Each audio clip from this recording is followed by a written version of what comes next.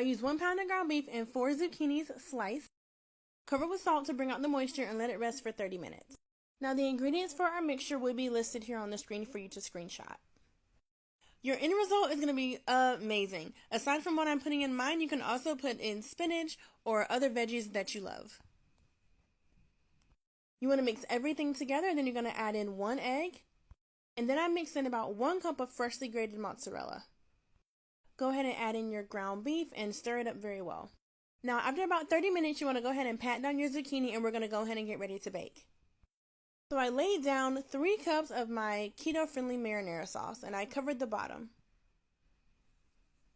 Next, you want to begin to grab pieces of your zucchini, fill it with your mixture, and just roll it up, and it should look just like this. This is going to turn out so good. You're going to absolutely love it. I topped mine with some more mozzarella. We baked at 400 degrees for 30 minutes, and this is how it came out.